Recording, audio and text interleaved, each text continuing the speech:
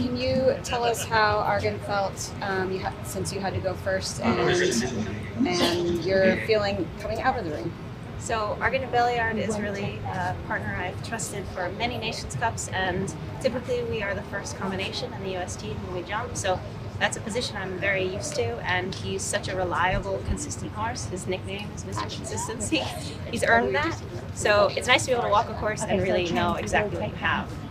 In every single venue, if anything, the only thing that changes is the more important, the better he is. So I can be really confident in my plan, and honestly, coming out of the ring, I'm just very relieved that I'm done with round one and I didn't get in his way. So obviously that was exactly what we wanted, and fingers crossed it works out for the rest of this round and that we'll get to be able to repeat it in the second round. What does it mean to have a 5-star Nations Cup in the U.S. For you? Anytime we get to jump for a country, to me that's the most important competition that we get to participate in as a show jumper. We always want to represent the U.S. the best of our ability, and to do so in front of a home crowd. When you trot in the ring and you can hear everyone cheering for you and they're riding every fence with you, there is no other feeling like it. And can you give your thoughts on Waco-Cala as a whole for the facility? So I am based 6 months out of the year really in Wellington, Florida. That's where my home is. That's where my family has a stable. And we come to Waco-Cala as much as we can because I think it is such an amazing change of scenery for the horses. The facilities are next to none. There is no other place in the world quite like this. And to have an event such as the League of Nations at this venue, I think really is a wonderful showcase for our sport to the American public and how wonderful horse sport really is.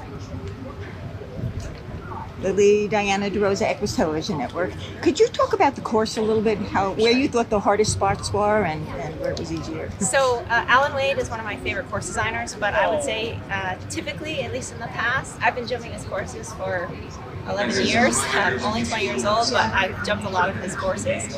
And he's usually built quite bulky and courses that you can leave out strides and they encourage forward riding. I'd say in the last 6 months to a year, he's actually adjusted his style. And that's what's so special about our sport, is that it's always evolving. And he now, I would say, builds much more delicate tracks.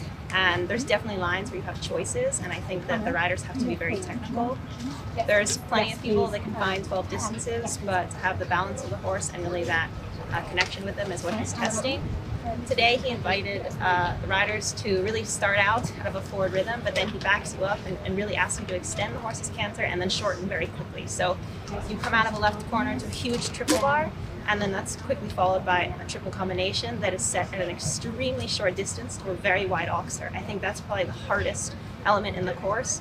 Right next to the in-gate, you have to jump in quite collected, really have the horse on their hocks and be able to extend their body to the maximum over the oxer and then sit up for C. The other part that I think is quite difficult is the wall. You go down the middle of the ring, you have to ask the maximum lengthening to jump in open water, quickly shorten to skinny, and then have a tiny roll back off of a right corner to a wall element that doesn't really look super inviting to jump over. So I think those are probably the biggest challenges in today's course, but I think Alan is one of the most gifted course designers because he's able to ask so many questions and definitely set difficult tracks without asking something impossible. And one last question. What does it mean to you to represent your country in this event? My favorite type of competitions are Nations Cups. Anytime I get to wear this coat and ride for Team America, that's really my favorite thing to do. It's my first League of Nations, but hopefully my first of many, and every time I can jump a clear route for Team USA, it's a pretty great day.